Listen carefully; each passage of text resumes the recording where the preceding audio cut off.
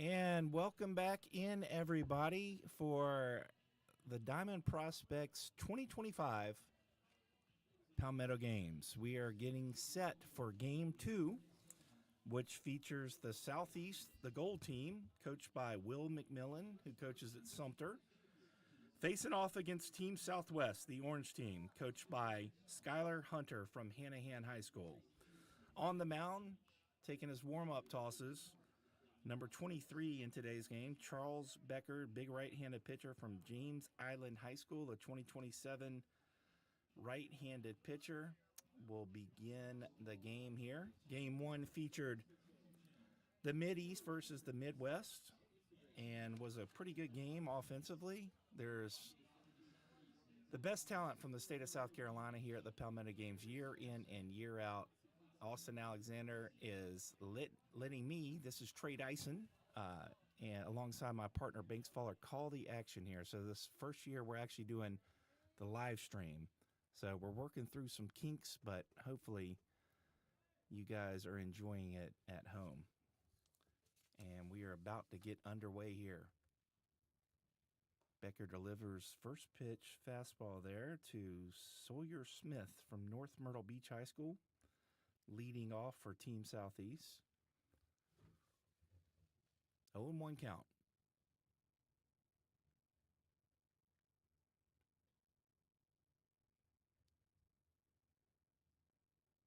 Another perfectly located fastball in the outer half. And Smith is in an 0-2 hole. That came in at 86 miles an hour. Smith, a 2026 shortstop from North Myrtle Beach. Here comes the 0-2.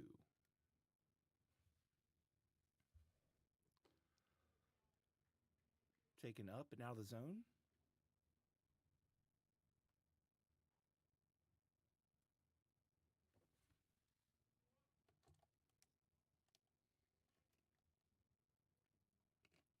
Here comes the 1-2. And that's a good little all-speed pitch there. Nice stop there, back there from the backstop. So Smith is retired via the strikeout.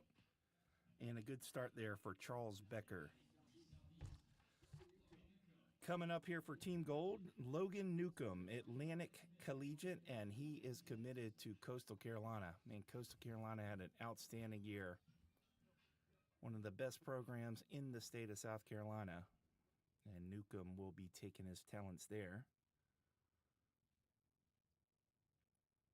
Here comes the pitch.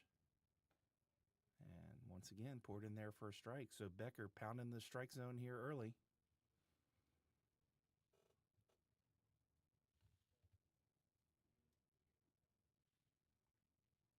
Here comes the 0-1. Breaking ball, fouled away. We were joined in the booth by Coach Brian Hucks, the head coach from Lexington High School in Game 1, along with Palmetto Games MVP from a couple years back, Alex Myers from Blythewood High School. We hope to bring in a lot of guests throughout the course of the weekend.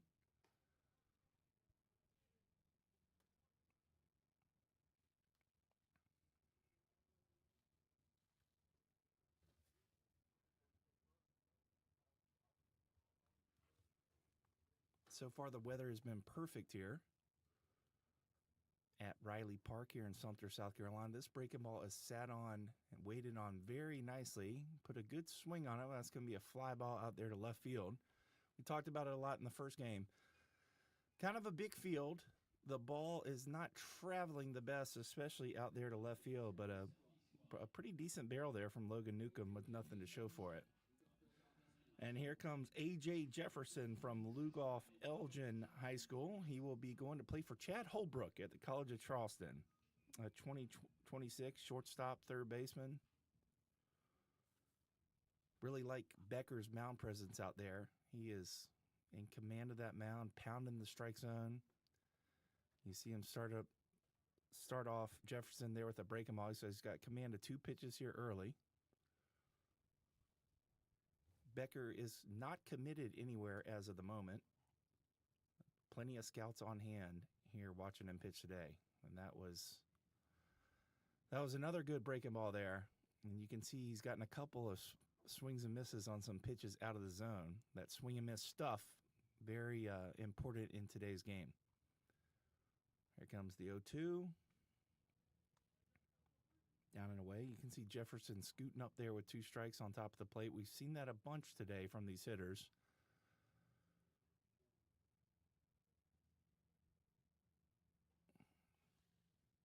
Get right on top of the plate with 2 strikes. Here comes the 1-2, and that looked pretty good from up here, but maybe a bit inside, so evens the count up 2-2. Charles Becker, right-handed pitcher.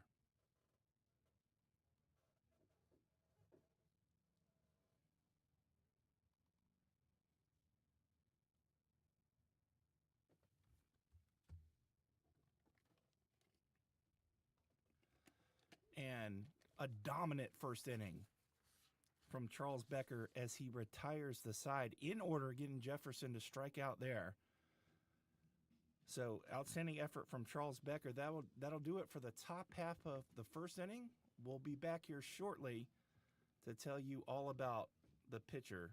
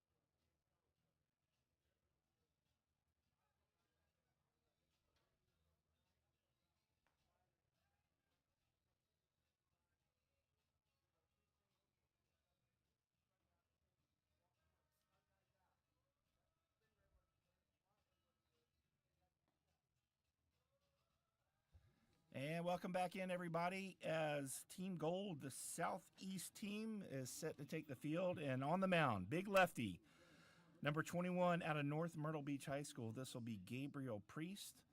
He just finished his warm-up pitches and into the box for Team Southwest, Sterling Coaxum out of P27 Academy.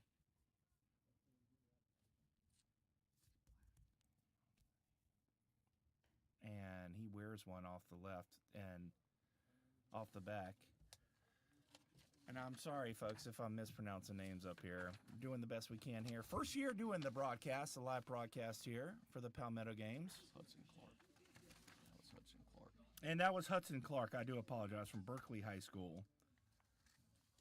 The left-handed batter who found his way on base via the hit-by-pitch. This is Banks Wickersham from Fort Dorchester High School. Good-looking athlete. Takes a swing and a miss right there. Yeah, Wickersham Trey is committed to College of Charleston, one of the best two-way players in the state. I think the question with him is does he stay behind the plate or does he switch to just being a pitcher? They'll probably give him a chance to do both. And there, Hudson Clark, baseball player, dirt sort of a dirt bag, so to speak. Uniform's always dirty. Plays for a really good program, and he sort of exemplifies what Landy Cox does down there at Berkeley. Wickersham, another swing and miss. Yeah, good to see these guys taking off there early. First game, not super aggressive on the bases. Hudson Clark gets us started here with a good Reed off the lefty for a stolen base. Here comes Wickersham and a 2-strike count. Good job fouling that one off.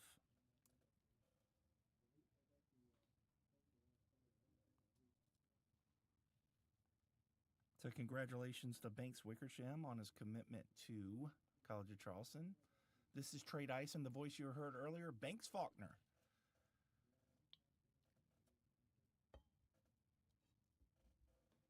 And this pitch a little bit up and out of the zone, it looked like. 3 swings and misses there from Wickersham as Gabriel Priest with a strikeout there. So 1 out, and coming up for Team Orange, Hudson Sprovero out of Hanahan High School.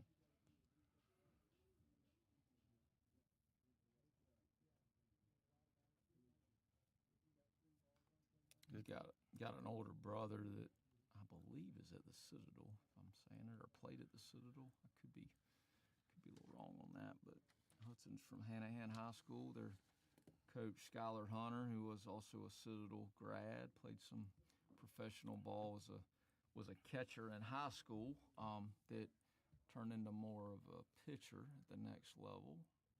Yeah, right there, just one of the best plays in baseball right there. The inside move should be outlawed. It's still allowed. And what a perfect time right there from Gabriel Priest to gun down Hudson Clark with the inside move. Yeah, that's how you neutralize a running game, just by showing it. And you got a guy out there that's itching to try to get to third with 1 out, and the inside move takes care of him.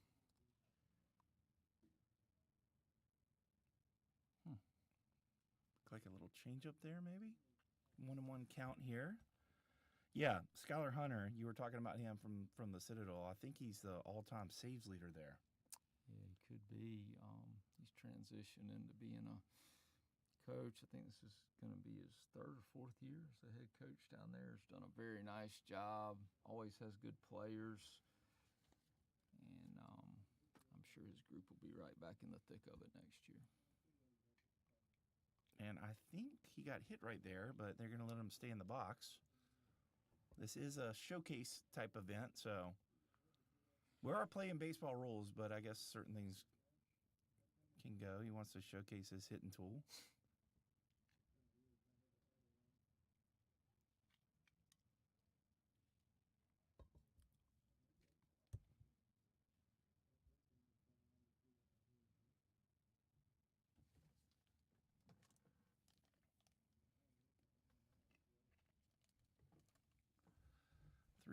Good outside fastball right there, coming in at 87 miles an hour for Gabriel Priest, a lefty from North Myrtle Beach.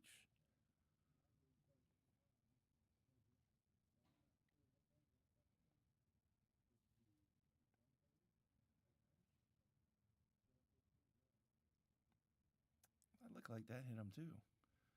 Maybe not. He's getting down the line. It's Rivera with the walk. So 1 on here with 2 outs. It's going to bring up Jose Dubron from P27 Academy. Yeah, Jose's got big time juice. Just reclassified. Now an uncommitted player. 2027. Corner infielder. Good pitch there. The one thing Jose is going to do is he is going to make you throw the ball over the plate. There's not a lot of chase in there, and that usually, Trey, is indicative of a guy that's going to hit past high school. Ooh, yeah, that one is very late on, fouled over there. But, yeah, you're so right. These guys, especially the higher up you go, and with these pitchers being so nasty with swing and miss type stuff, guys with discipline, guys that don't strike out much are becoming more rare, especially guys who don't strike out that have some power. Those guys are valuable. We'll see how he does in this 2-strike count. Good inside fastball right there. Just missed a little off the plate. Maybe a lot off the plate.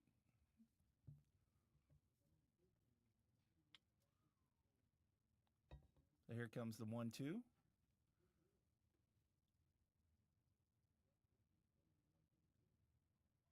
There goes the runner, but that will be strike 3. So Gabriel Priest, good little outing here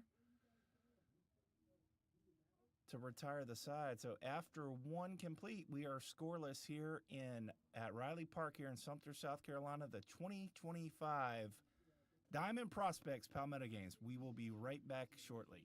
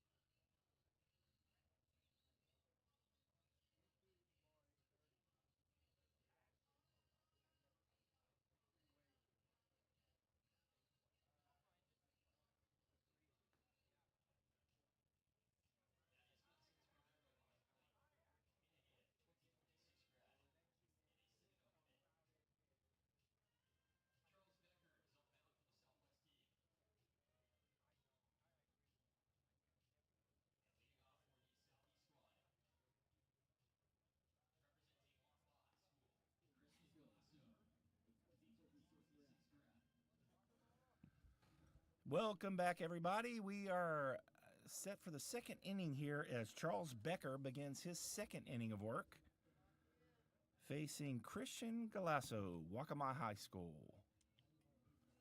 Trey Dyson here alongside Banks Faulkner. Welcome into the broadcast, everybody. Hope you're having a wonderful Saturday. We are enjoying a wonderful Saturday here at the Palmetto Games. Some of the best players across the state of South Carolina showcasing their skills in front of all these college scouts, and there's some professional scouts here as well. Good breaking ball there. This is a little bit of what we talked about with the McLaughlin kid last game from Gilbert, a little bit of a crossfire action here. Yeah, McLaughlin very good in that first game from Gilbert High School. Very impressive. Back-to-back breaking balls for strikes here from Charles Becker.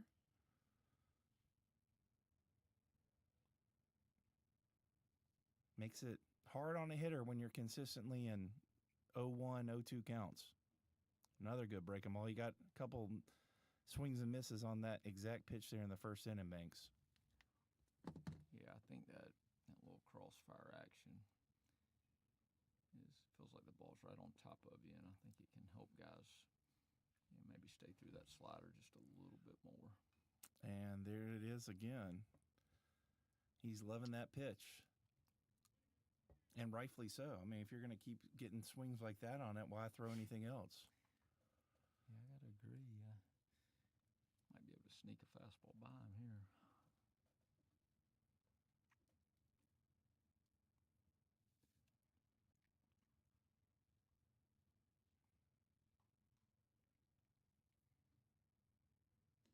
And he tried to do just that. Got a really quick arm. That one came in at 85 miles an hour outside the zone. So 2-2 count here. I'll tell you, Becker loves shaking off. That can mess with a hitter. It definitely can. 2-2 gets a good little fastball right there. Got one to hit, but when you're throwing all those breaking pitches for strikes, it makes it hard on the hitter, and that's going to be a easy fly ball to start off the top of the second inning as Dubront puts it away. There's an old saying, Trey, that hitting's about timing and pitching's about disrupting timing, and that's what he's doing there, and just slows the guy down. And now that 85 probably plays up 88, 89, and guy just can't get the barrel to it. And here comes Mike Johnson from Georgetown High School. Good fastball, well-located fastball. Good bloodlines here. His dad, Mike Sr., played at Clemson. Played against you, I believe. Yeah, terrorized me. Left-handed. Yeah, he terrorized the Gamecocks. He was a Gamecock killer. His son's a chip off the old block. His granddad, I guess he would be Mike the Third. Dad Mike Jr., but his granddad Mike Sr., longtime baseball coach at Georgetown High. Hope Coach is doing well. Probably tuned in watching his grandson. And once again, Becker is in an 0-2 count here against Mike Johnson. Good piece of hitting right there. Gets the barrel on it out to right center field. Good jump out there by the center fielder. Maybe not the best angle in the world. I think that ball, I think he thought it was going to travel further than it did. It kind of died on him, but good adjustment out there to get the out. And a nice job of two-strike hitting there from Johnson.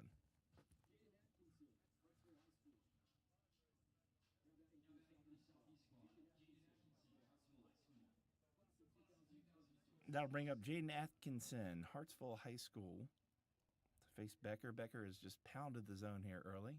Nice play out there by the center fielder. And, folks, this ball is spanked over there to the second baseman. And just like that, Becker's work here is done here.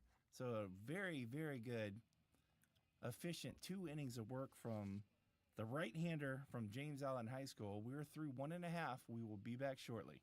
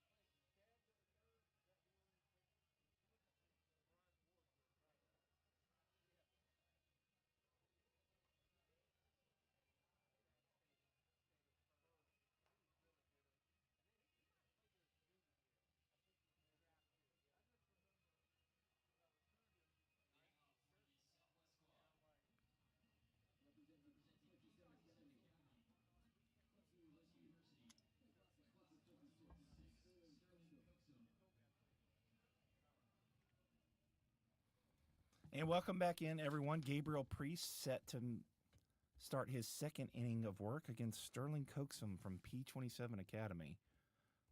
A Clemson commit takes one for a strike right there. And I believe Coaxum made that nice play in center field last half inning. Did, yeah. Elite run tool. Probably I would take a guess and say he's probably the best runner at this event.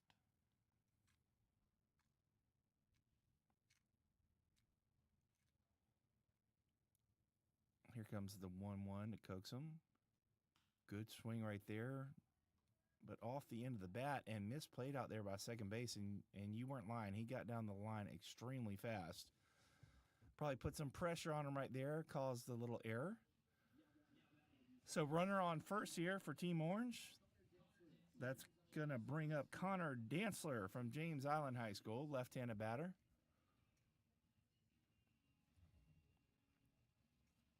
Hopefully we'll get a chance to see Coaxum run here.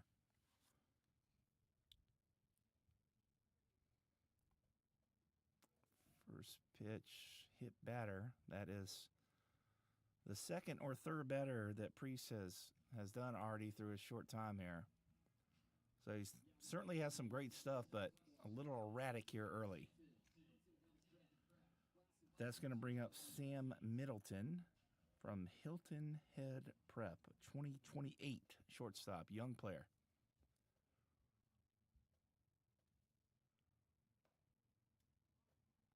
First and second, Coach Faulkner, what are you doing here? This is a real game. If this is a real regular season game, you bunt in here, you let them hit, nobody out. We got to try to bunt for a hit, I think, especially with the third baseman way behind the bat. And certainly not going to be bunting, most likely, in a all-star game, although the bunt is making a comeback. Yeah, the pitching's so good. I think you've got to try to score runs when you can.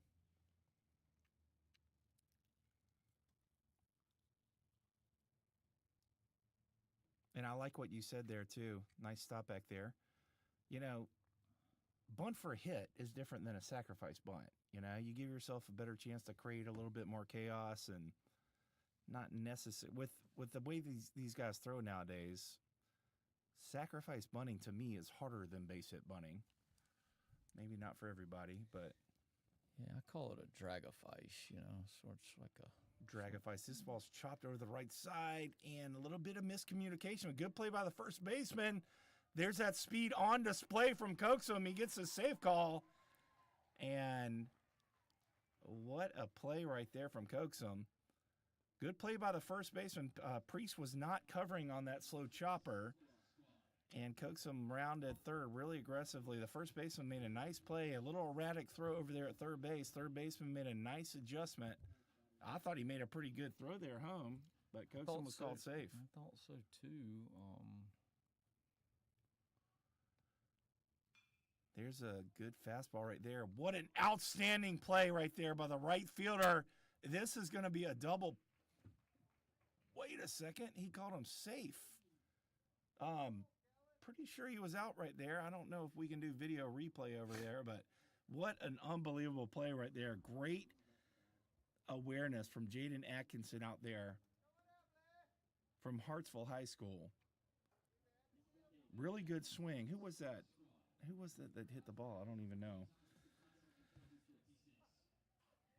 Was that Brody Tudhill from Ashley Ridge? It was. It has a good swing, but just a better play out there from Atkinson. Should have been a double play. Must not have been on the bag. There's a pitch on the outer half. Maybe a ball or two off the plate. That has been called a strike today. This is Finn Pratt from James Island.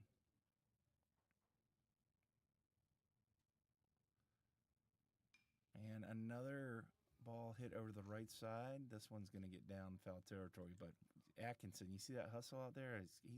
He's covering a lot of ground out there. Yeah, those guys from Hartsville, they've churned out good ones over the years, and he looks to be the latest in a long line of players out of Hartsville.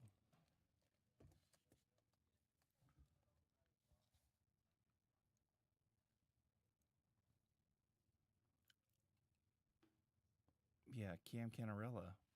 Yes, Cam Canarella just drafted. What an outstanding outfielder and just a fun player to watch he was for Clemson over the past few years. Yeah, I think Cam will play the game for quite a while. Another inside move there from Gabriel Priest. So runners on first and second, one out here. Bottom of the second inning. The Southwest team leads it 1-0, thanks to the legs of Sterling Coaxum. Reached on an error, came around to score on a ball that went about 60 feet from the hitter. A ball's up and out of the zone, so Finn Pratt finds himself in a full count here.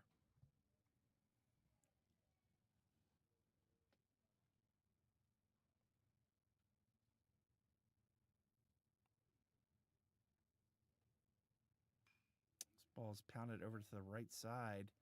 Good play from the first baseman. Good turn right there, getting the lead runner.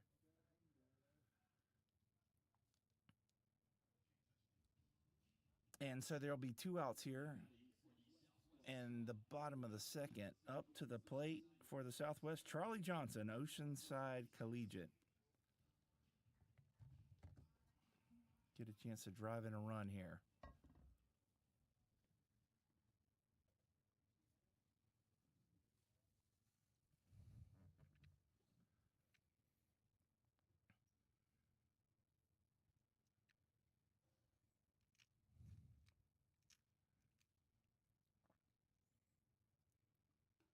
Good pitch, well-located fastball in the outer half.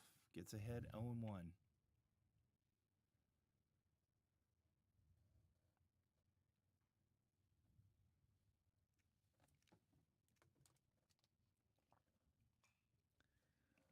Trey, one little coaching point I'd like to make is runner at third base right here. You got third baseman playing well behind the bag. Left-handed pitcher on the mound with his back turned to you. I'd like to see the runner at third get a lot more of a primary lead there. So anything that gets away from the catcher, he's got a chance to score on here with 2 outs. Yeah, very good point. Yeah, that it doesn't necessarily, in these situations, especially with 2 outs, it doesn't necessarily need to be a pass ball or a wild pitch, something that gets very far away from the catcher if you've got a good heady runner over there at third base. Yeah, to me, if it gets outside the circle, he should be able to score. Here comes the 1-2. That looked like pretty good from up here, maybe a little up. Yeah, that's definitely up and out of the zone. But I would say that the high strike is becoming a thing again, which I'm a huge fan of. Definitely in college baseball. I think in high school it, obviously varies a little bit from umpire to umpire, but I think it's definitely trickling its way back down to the lower levels. And when you have a high strike, you have the ability to bring the curveball back into the game to a greater degree, and starting to see guys with more curveballs. Curveball went away for about 20 years there, it felt like. It did. I mean, like you said, it's going to allow you to have a pitch to tunnel the curveball off of, that pitch up in the zone. With all the advanced metrics now, sort of showing pitchers their best avenue for success, you're definitely seeing more of it than you did, when maybe 10 years ago you were hearing everybody say work down. Now it's some guys work up. Yeah. Yeah, there are even guys that are throwing sinker balls up in the zone. Yeah, it's interesting. I think a lot of it is, for pitchers is trial and error, seeing what maybe plays for them. So if you're a pitcher out there listening, I would recommend you, let your pitches play to hitters, maybe in inner squads, live ABs, and see how they react to them. That's, to me, more valuable than anything a TrackMan's going to show you. Absolutely. Yeah, Charlie Johnson draws a walk there. And that is going to bring up Henry Rivers from Berkeley. Yeah, you'll like this arm, Trey. This is one of the best athletes at this event. He's a really good high school quarterback, runs like a deer, and you'll love the arm. It's electric.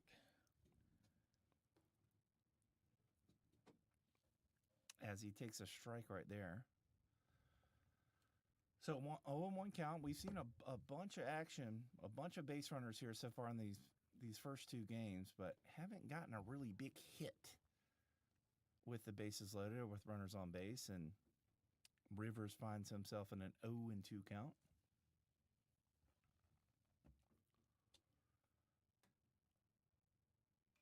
This one is fouled back. A good fastball there, 86. So Priest going right after him here in this 0-2 count. What's your thought there, Coach? Do you maybe, I don't want to say you waste pitches, but do you maybe try to get him to chase out the zone here, or are you going right at him? Yeah, I like the idea of trying to throw a breaking pitch or something down out of the zone, but Priest he's been a little erratic with his command, a couple of hit by pitches, so he must be feeling the fastball here. He's just trying to go right after him. If he locates something inside, I think he can freeze him. There's that little off-speed pitch. So good swing and miss right there from Priest. Catcher, good awareness tagging home plate, and Priest gets out of a big jam there. So a nice job of pitching around trouble for the North Myrtle Beach lefty, and through 2 innings, the Southwest leads at 1-0. We will be right back here shortly.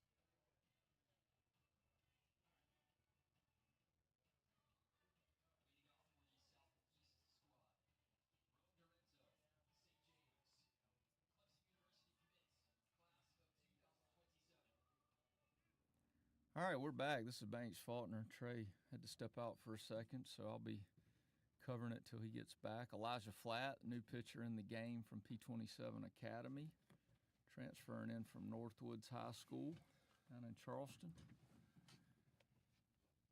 Flashes an 85 on the first pitch. Elijah's older brother, Danny Flatt, is a pitcher in the Yankees organization. So a right-hander. Elijah comes from the left side of the 86 there. Young arm that I think's got a lot of promise.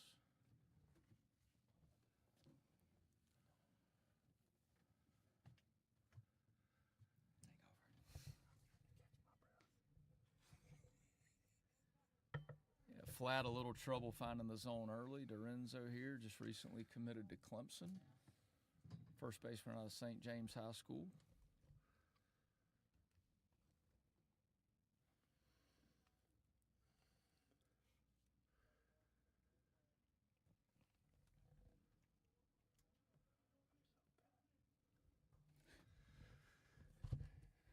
Three one count here to Dorenzo.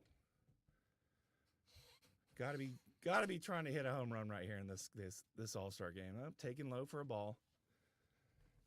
So now we are joined. Dale Nelson. What's up, Trey? How are you? Welcome into the broadcast. Tell us what's been going on. Oh, nothing, man. Just getting ready to start back school. And kids come back Monday. It's time to get it all over again. Start a new year. All right, who's in here batting folks. This is Luke Kessler from St. James gets pelted right there. So Flat working into some trouble here. Coach, tell everyone at home what you've been up to. I got out of coaching at 22 to be the AD at Hillcrest, and currently serving in that role. And I took a turn to the bad side, started umpiring a little bit, and got into high school umpiring, do a little college in the fall, and just finished up American Legion this summer. And that's about it, man. Just trying to stay around the game a little bit. Excellent, excellent. This is Gatlin Pasco in the box from Carolina Forest. Coach, I'd be curious to hear your thoughts. What have you taken with you? Obviously, a long career coaching, highly successful coach, one of the good guys in the business. We sure miss you on the diamond, but glad you're staying involved. What have you maybe taken from your coaching experience that helps you in your new role as an umpire? Well, I think the one thing I probably missed the boat on early in my career was really about relationships. I think sometimes we get caught up as coaches in the wins and losses, which we all want to win, obviously. But I think the most fulfilling years of my career were at the end when I really quit worrying about my record as much as I cared about the relationships I built with my players. And those things last a lifetime. Where wins and losses, people forget which game you won, which game you lost. But the relationship part of it, man, some of my guys that I keep up with the most and talk to and see and text, and you go to weddings, you go to they let you know when they have kids, and that's probably the most fulfilling part. And you flip it to the umpiring side. I have a good relationship with most coaches, and I think it makes my job a little bit easier when I'm umpiring. Is they understand that my role might be different, but I'm still the same guy, and I'm going to give my best effort and hustle. And I'm not going to get every call right, but I'm trying to be in position every time to get the call right. And it's helped along the way. I had really no issues in 3 years. It's been really fun, and I really felt like there was a need for umpires. When I was coaching, I didn't feel like we had a ton of guys that were quality guys who really got what – I understand how hard coaches work day to day. And so having that role as an umpire, they're going to be upset at times, and they're going to be passionate, and they're going to fight for their kids. And it's not personal. It's just they're competitive. And Pasco with a great job of hitting right there, a good base hit, drives in a run, so good competitive at bat right there from Gatlin Pasco with a single and an RBI. Continue, Coach, please. No, that's pretty much it, man. The relationship part of it, baseball is one big family, regardless of what role you're doing, what role you're participating in the game. And it's like a big brotherhood. I still love to come to this event and be around all the baseball guys. And it's a weekend, you get to be around a lot of college coaches, high school guys, good players, best players in the state for the most part. And, baseball gave me so much of my life. I'm joking the other day that this will be year 31 for me, and I don't really have another skill set. I've been in education for 31 years, and baseball is really the only thing I know. So you want to develop those relationships and foster those relationships, and just enjoy being around guys that are like-minded. And there goes Pesco with stolen base. So an RBI single and a stolen base. Up to bat now, right-handed batter Brewer Cannon from Conway High School. And we are joined right now with Dale Nelson. We hope to bring you lots of guests throughout the weekend. We're going to get Casey Bradwell from Airport High School to join us here in a moment as well. This ball is fouled away. Recent state champion coach, Casey Bradwell. Dude, I was telling, me and Banks had talked about it earlier. I knew that guy was going to be a good baseball guy from the first time I met him. And he's doing some big things over there at Airport High School, for sure. Well, what was really cool was the way they won it and the style of play. Just a bunch of grinders, and not taking away from their kids. They're very talented, but, man, those guys just, when you showed up to the park to play them, you better be ready because they're going to do it in a lot of different ways. And if they're going to small ball you, they're going to play great defense and just throw strikes. And it was really cool to watch. You don't have to have a bunch of five-star type baseball players. You just got to have a bunch of guys who buy in, and he's got a great coaching staff over there, and they were able to get it done. It's really cool. As Cannon smokes one into right field. Who was that over there in right field? Coach. What a throw Unbelievable throw, catch and throw right there from Sterling Coaxum, P27 Academy. Might not have been Coaxum. I might have missed that one, Trey. Might have been Rivers. Yeah. Okay, Rivers. Yeah, Rivers. You were talking about Rivers earlier and the arm strength that he possessed. So that was on full display right there. And just what the doctor ordered if you're Elijah Flatt from P27 Academy. Flatt has got a good arm, lots of good talent, but kind of struggling here. And a double play like that can certainly turn things around for his outing. Rivers is a two-sport athlete, if I'm not mistaken. I think he's the quarterback at Berkeley as well. And heard a lot of good things about him, especially, I know he's a really good quarterback and done a good job there. And they won the state championship this year in baseball with 5A Division II. And to be honest with you, most people didn't give them a chance early in the season. And he plays for Landy Cox, who does a great job coaching. Yeah, Landy will always tell you how they're not going to be good, and then you look up at the end of the year and they're right in the thick of it. And I think it's a testament to the job he does year in and year out. You're not going to find a harder working coach than Landy Cox. They've won it 2 out of the last 4 years, I think. Is that right? Yeah. That's my kind of guy, a sandbagger. You know, sandbaggers are typically, guys that are overachievers. So shout out to them on their state championship this year. I think at one time, after about 10 games, they had a losing record, if I'm not mistaken. Wow. And turned it Their around. Just made a run. first game, Coach, if I'm not mistaken, I can't remember who they were playing, but I think they were down 7-0 before they got an out, and that's when you're wondering maybe it's going to be one of those years, and they certainly turned it around quickly. Yeah, good job right there from the catcher as Flatt works his way out of trouble. At bat right there was Anthony Strong from Sherrall High School.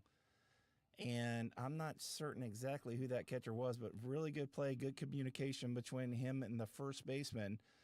That'll do it for that. Do you know who that was, Coach Nelson? Is that Spavero? I know he's one of the catchers on that team. Not sure. It might have been. It was either Dantzler or Spavero. It might have been Dantzler. Anyways, it was Dantzler, I believe. So good play, Brady Dantzler there. And another state champion, James Allen. James Island, congratulations to them, state champions. Yeah, right here on this field. In a great series, by the way. Might be one of the most competitive series I've It was, man. Incredible. It Two was. really good baseball teams going at it. It was, man. I think two of the 3 games were, one was extra innings, correct? One or two games extra innings. That's right. And for the viewers at home, Banks Faulkner up here in the booth, a coach at Lexington High School. They're discussing the state championship series, and Game 3 was right here at this park, huh? Yeah, it was, and one of those things where I think having the last at bat is so big in a game like that, and they were fortunate to have it, and excellent baseball team. Well, somebody's going to lose, but those are probably 2 powerhouse programs in our state. Lexington's always in the mix year in and year out, and James Allen's won it 2 years in a row. Once in 4A, once in Big 5A, and 2 great coaches, 2 great coaching staffs, and I watched all 3 games. Got a trivia question for y'all. Okay. Maybe the audience at home. When is the last time? And the Wildcats almost pulled it off this year, but the streak remains intact. So the question is, when is the last time a team at the highest level or classification, which was 4A until maybe 8-9 years ago, has won back-to-back state championships? Okay. I'm going to take a gander at this one. I know River Bluff played in it a couple times, but did not win it. I'm going to go way back. Now, I don't think I'm going to be right, but I'm going to be close. Because you're a Lexington guy, I'm going to say it was Lexington High School did it. And that's incorrect. It's not? It's a good guess, but Lexington did it 92-94, but there was a year between. Okay. Was it Irmo Yellow Jackets? Another good guess, but you're still, it's a little bit earlier than that, Coach. All right, right now on the mound, as we ponder this trivia question, on the mound for Team Southeast, Logan Newcomb from Atlantic Collegiate. He is going to Coastal Carolina. He's from P27. Am I saying the wrong name again? Logan Newcomb is the pitcher, P27 Academy. He is originally from New York. P27 Academy, Logan Newcomb, Coastal Carolina commit. I want to go back to this trivia question. It's got me thinking now. I know there's some really good Lancaster teams back in the day, but I think they lost elections in one of those years. They lost to Lawrence one of those years. Man, this is a tough one. I would think Strother Sly had some really good teams that may have won back-to-back, but would it be the Hartsville or would it be Sumter maybe? You're close, Coach, but hadn't quite nailed it yet. Am I in the same part of the area of the state? You maybe need to think a little bit more towards the coast. Oh, I'm going to go out on a limb and say it might have been Wando. It was not Wando. Man, I'm out of it. If it wasn't James Island, then I don't know who it was. It was Somerville in 1978 and 79. Tells you a little bit about parity of baseball in our state. I think it says it says it all. Yeah. Now, certainly at your lower classifications, you've had recently. You've had AC Flora. They actually won 3 in a row. Riverside went on a little run there for a while back in the 90s, 2000s. Cole Harmon draws a walk to lead off things in the bottom of the third. Of course, if you go down to the lower levels, Lakeview won several state championships. Bamberg Earhart won a bunch of state championships. James Island won it in back-to-back in different classifications. They did. And I'm not sure. I don't know if Oceanside has won it in different classifications. Maybe a different sport. It's hard to keep up these days with. Yeah, everybody moves around in classifications. It does, and they change it every 2 years. So after this coming year, it'll be redone again. And we were talking earlier, Indian Land up there in right outside of Rock Hill, Charlotte area. 10 years ago, very small school, didn't really hear much from them, and they're definitely up and coming, and they got a great coach there, and they've got some really good players. So, I'll tell you a funny story about Indian Land. When I was coaching at Lawrence, I had an assistant that played at South Carolina by the name of Harley Lale. Harley Lale went to Indian Land. They were a 1A school. He wrestled and played baseball, and then ended up playing at SMC in South Carolina, I think. And Trey, were y'all teammates, or was he after you, maybe, Harley? Oh, Harley was after me. He's younger than me. Yeah. And now Indian Land is a 5A school, and that's just the growth of area from Charlotte down towards that area. But yeah, they were in the mix this year. I think might have been one of the front runners, I would say, in division. They were in Division 2, correct? They were, and I wouldn't be surprised next classification if they're in Division 1. I mean, it is a. Yeah, that's a good point, Banks. I mean, Banks. They came up with a high school league. The executive committee met last week and decided there's going to be 5 classifications. The question will be now is whether it will be divided or not, and I think that's left up to the individual classifications. But what's your thoughts on that, Coach? Well, being at a 5A school, and I've never not coached at a big school. Like when I was at Lawrence, we were 4A, and that was the highest classification. And in the past, the high school league is only divided for football up until recently. Mm-hmm. And then when we made the change, we won it in 21 at Hillcrest. It was all in one group.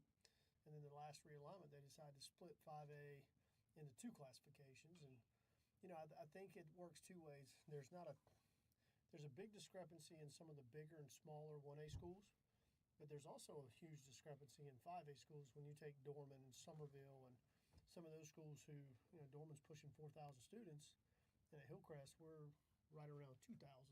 So that's a pretty big difference in the number of students. And I'm really all about dividing the classifications just because it gives you a little bit better opportunity to compete for a championship when you're not having to face schools that are twice your size. But that's because I'm at that level. But we, when I was at Hillcrest, we played everybody. We beat Somerville in the state championship and had to beat Dorman in the upper state, and they're both really big schools. So it can be done. And obviously what you said about the highest classification, only being a repeater, last team to do it was Somerville. I think it's a little easier in some sports like baseball to do it, but football makes it really tough when they have 4,000 students to choose from. So I'm a big proponent of splitting. But we'll see how that plays out in the next 6 to 8 months.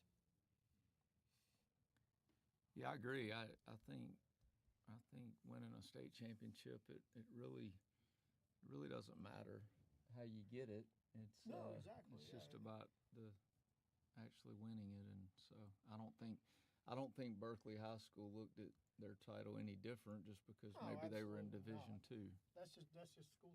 That's like saying the airport who won it in 4A is not as good as James Island who won it in 5A. It still means the same to that community and that school. You beat who you had to beat, and you were the best in your classification. And so, you know, I just think that you just want, basically you want to be able to compete. And I think playing schools like you, size-wise, gives you that opportunity. Competitive balance is the word I think they use a lot. And so I think competitive balance is important. All right, Coach. Coach Dale Nelson, we thank you for joining us. Logan Newcomb mows them down here in the bottom of the third. We are all tied at 1 apiece here, the 18th annual Palmetto Games. Coach, any parting words before you get out of here? No, man, appreciate what you guys are doing. This is a little unique. I think it's one of the first times we've done this, if I'm not mistaken, in the Palmetto Games, and it just adds a little bit of something to it. So appreciate what you guys do. Great baseball guys, and I'm sure you're providing some incredible insight for the people out there watching. We're trying. We're having a hard time. At least I know I'm having a hard time trying to figure out all these players in different positions. I can't tell which catcher has been out there one time the entire tournament so far. The catcher's thing on the back of the numbers doesn't help blocking the numbers. But you guys are doing a great job. Okay, thank you, Coach. We appreciate you joining us, and we're going to be set next to join us, Casey Bradwell from Airport High School. So y'all stay tuned, and we will get him in here when we return.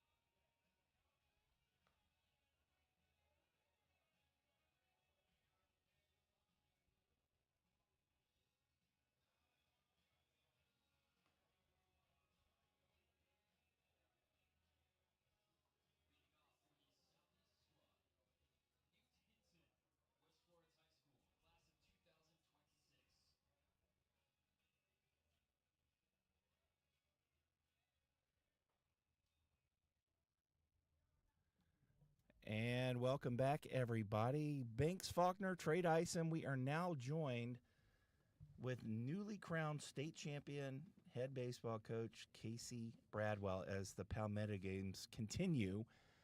Coach, how are you doing? Doing good, buddy. How are y'all? We are doing good so far. We're having a little trouble keeping up with all the names and everything. Banks, what do you know about this pitcher? Tell the folks at home about this guy. Yeah, I know a little bit about him. Braxton got to coach him this summer, and he was sort of an unknown kid out of Ashley Ridge High School, has really only been pitching a year. He was 82, 83 this fall, made a nice little velo jump, was 85, 86 most of the summer, and has made another jump. He just threw that pitch at 89. Wow. I think I saw 90. I think I saw 90 up there. He may have. There was a breaking ball right there in for Team Gold right now. Newt Hinson from West Florence High School. All right, Coach Bradwell, newly crowned state champion. Let the folks at home know who you are, where you're at, and kind of how you got there. Yeah, I graduated from Airport in 2006.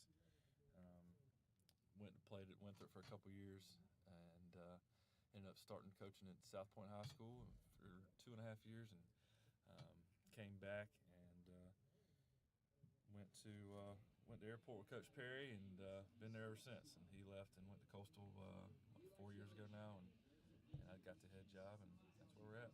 And what year is this? It's going to be year 3 for you, or year 4? Year 5. Year 5. Okay, sorry. Time flies. Time flies, especially the older you get. So year 5. So you're also doubling as the game changer. Yeah, it's kind of tough to talk and keep up with all these pitches so Double A doesn't yell at me. But yeah. Double A for those at home, Austin Alexander, who is putting on this event for the 18th straight year. Who's in there batting? I'm supposed to know that. Chowning is up there. Eli Chowning from he's down on the coast. I think he goes to Atlantic Collegiate. Yeah. Good arm too. Lefty, he'll run it up there, upper 80s at times. Swing and a miss. Wow. 89. So big jump here from Braxton Sharehouse, like you said.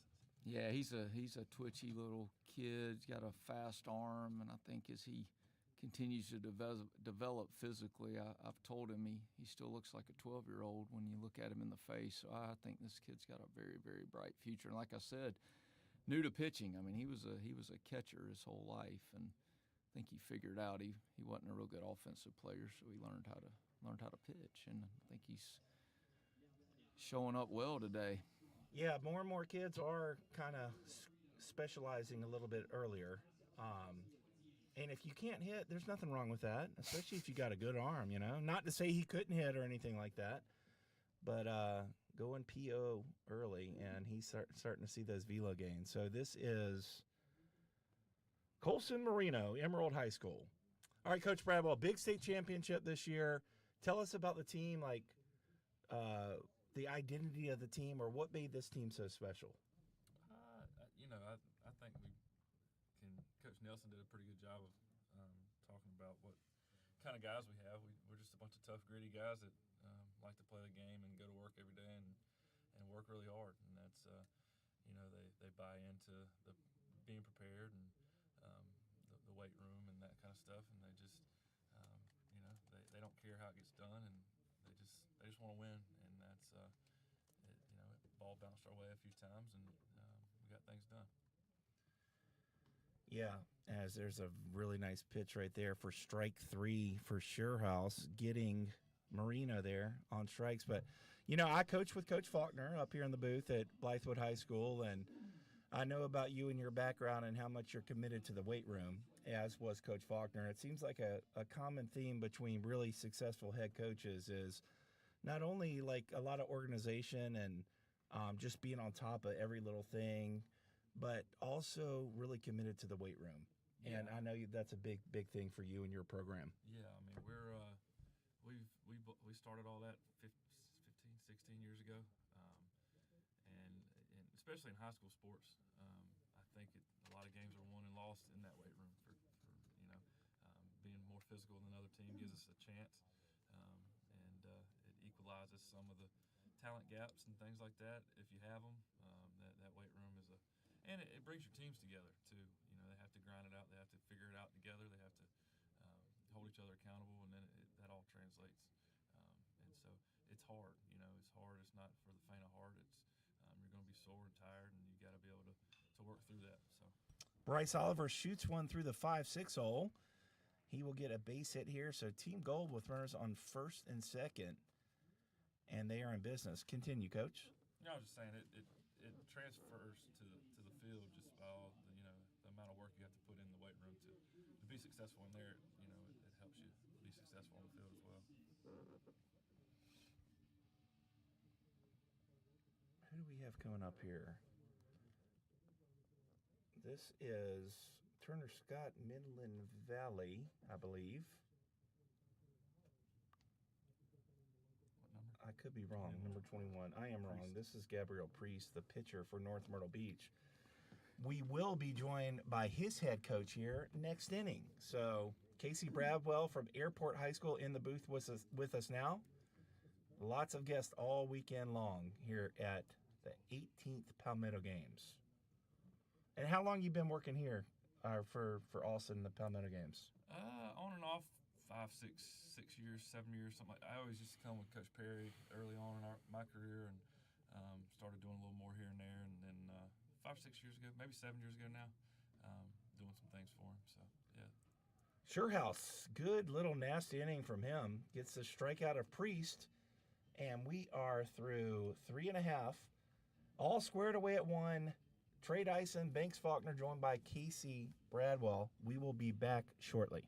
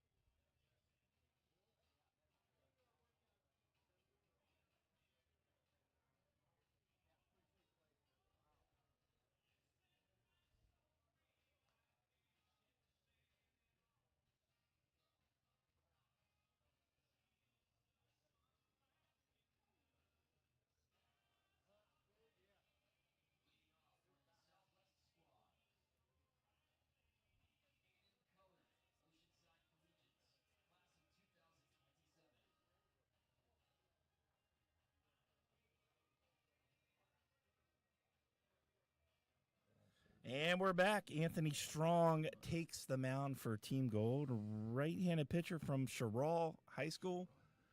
And in the box for Team Orange, left-handed batter, Aiden Cutler from Oceanside Collegiate. Joined by Airport High coach Casey Bradwell. So what was like a memorable moment from this year? Obviously winning the state championship, but is there any moment like throughout the course of the season that you might define as a defining moment? Defining moment of our year probably was our, to me, the loss after on senior night. We didn't play real well, and sometimes, as you guys know, sometimes you need that. You know, we had won 13 out of 14 in region play in a really good region, and we were kind of we didn't play real well over spring break. Lost to a good Florida team, lost to a good River Bluff team, and but we weren't playing real well. We weren't swinging it. We weren't executing. We weren't playing really good defense. We were kind of just coasting along, and we ended up losing to a team, Irmo, in the senior night. Just didn't play real well. Kicked it around. Had a double play ball to end the game with a win, and threw it in the right field. And we had that old team meeting, and aired some grievances, and got on the same page. And man, those last 3 or 4 weeks, we kind of look back now, that kind of set the tone for the rest of the way. So sometimes you need that loss to kind of refocus things a little bit. Yeah, definitely. I know what you mean. As someone who's been involved in a lot of postseason baseball, you never want to really lose, ever. Like, you never want to lose, but sometimes it's good to get a loss in there, especially if you're not playing your best. It's just a kind of a good way to get refocused. You just pray it's not in the postseason. Yeah, you don't want it to be that late, for sure. All right, Hudson Clark from Berkeley steps up as Anthony Strong, the right-handed pitcher, gets a strikeout with the first batter he faces, so he's starting out strong. Clark got hit by a pitch his first at bat, then stole a base. This pitch is out of the zone. So 3-0 count here. I'm still waiting for a kid to swing in a 3-0 count here at these Palmetto games, and there it is, a swing and miss. Late. He was late on a 3-0 count. That should be good for the pitchers at home to take note, throw that fastball over the plate. And here comes the 3-1. This one he's late again, and that's 86 miles an hour. Must be a heavy 86. I talked with Banks earlier about the matchup last night, Dodgers versus the Blue Jays, Max Scherzer versus Clayton Kershaw. And we were talking also with Brian Hucks in game 1, and we were talking about, like, finishing hitters and 0-2 counts, not wasting pitches and stuff like that. And Max Scherzer, I know, is one of those guys that is not afraid to just throw it right down the middle. That's kind of been his philosophy, and it's worked out really well for him. What's your overall – I know you like picking the corners too, but what's your overall philosophy in 0-0 counts as well as 0-2 counts? My philosophy is throw the ball over the plate over and over and over again. It's really not that complicated. I know that sounds kind of cheesy or coach speak, but I really and truthfully, in our program, we talk really first pitch strikes, and we want the ball put in play before 3 pitches, and we don't necessarily have guys that are going to be a bunch of 10, 11, 12 strikeouts a game. So we flip the other way. We want to have guys that can be efficient and can get deep into games. And for instance, the Epps boys this year, both of them, I mean, we had 9 or 10 games that were complete games and under 75, 78 pitches, I think, which is, it keeps them in the game. And that's, when you don't have a guy that's going to go out there and punch out 10, and especially in the high school game, you got to make high school hitters hit. And that's just it makes the game more enjoyable too, right? Play better defense too. You play better defense. It's more of like what Abner Doubleday probably envisioned. Nowadays these guys are going out, they're throwing 90 pitches in 5 innings because nobody can hit them. Yeah. So they're either walking guys or hitting guys.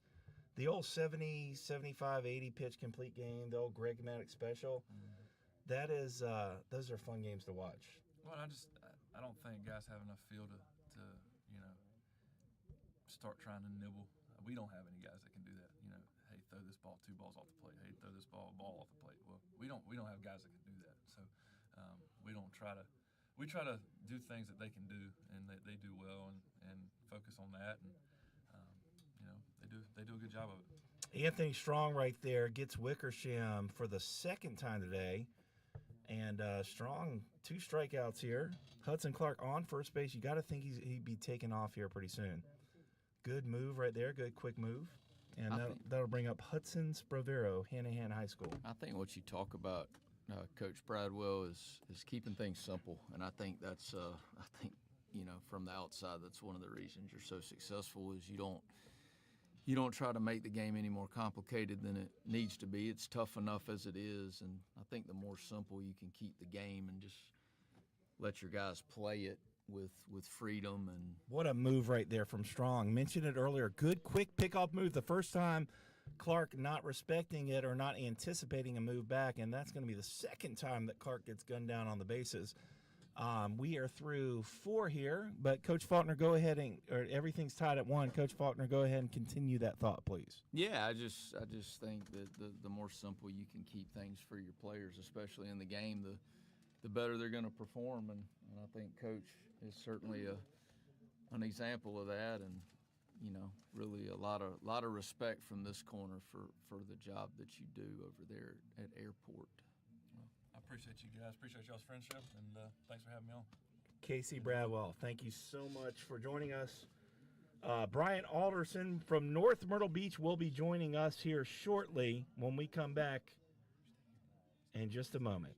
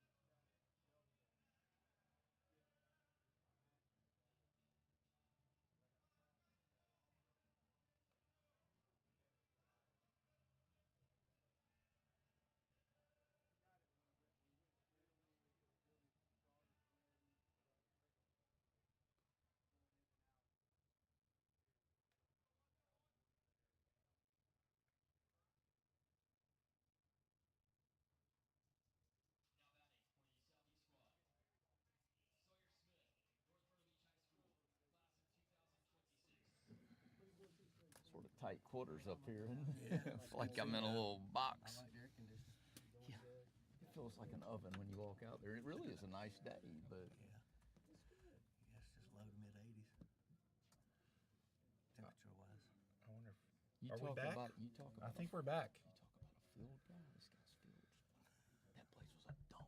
We are back, folks, and on the mound for Team Orange, that would be Sam Dealman from Lucy Beckham High School, and he is facing Sawyer Smith, a guy that our coach up here in the booth is very familiar with, as we are joined by the head coach from North Myrtle Beach, Brian Alderson. How are you, sir? Good, good. Nice to be here. Tell us a little bit about what's been going on with you, North Myrtle Beach High School, some of your players here at the Palmetto Games. Well, obviously, all the kids that are participating in the Palmetto Games they've earned their right to be here.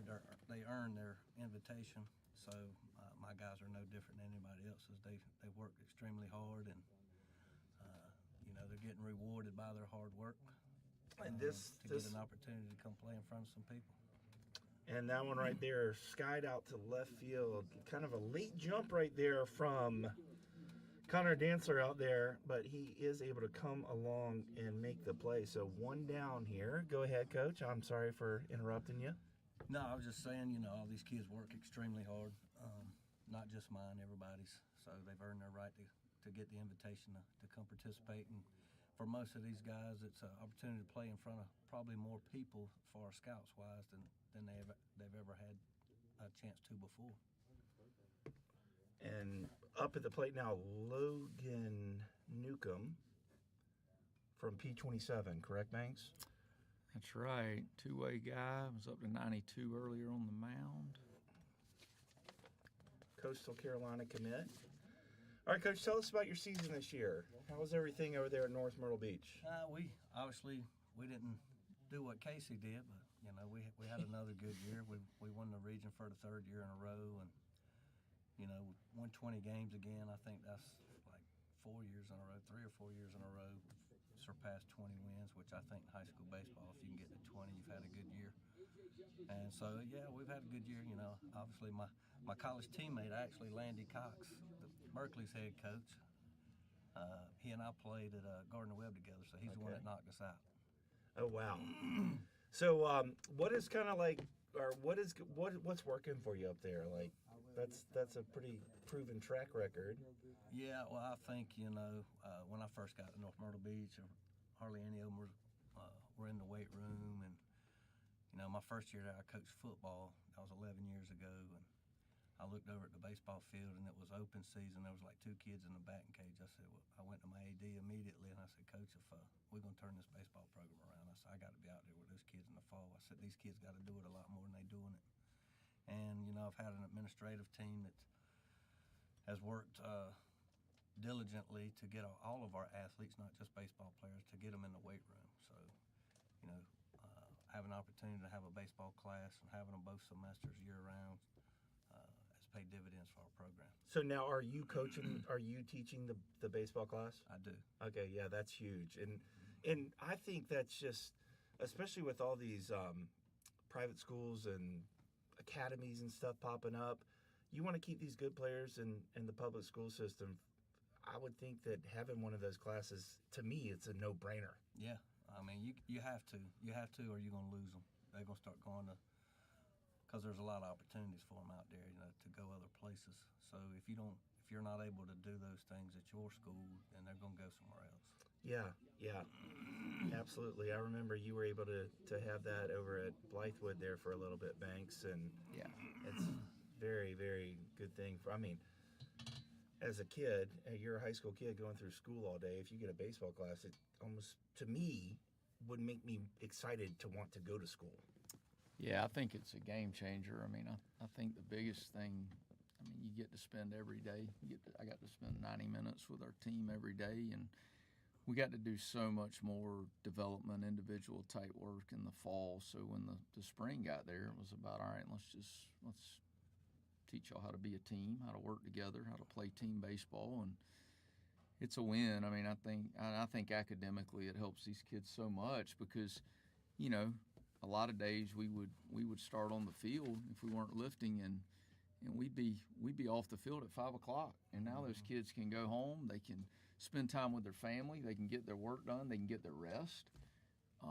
Which is there's so many good things, and it's really, I think it's a lot more common these days for schools to have that. I mean, it was probably 10, 15 years ago. It was the exception rather to the rule, and I think it's becoming more of a mainstream thing, and I think it's so good on so many levels. In the box now for Team Gold, Christian Glasgow out of Waccamaw High School. Routine ball to the shortstop here. Picks it up, flips it across for the 6-4 putout. So good outing there from Team Orange. We are through 4.5. We are all knotted at 1. We're going to stay right here with Coach Brian Alderson from North Myrtle Beach High School. Coach, maybe talk about some of the players you have here at the Palmetto Games, their skill sets, and what they mean to your program. Well, the kid getting ready to throw here for the gold team, he's one of mine, Sawyer Smith, formerly a UNC commit.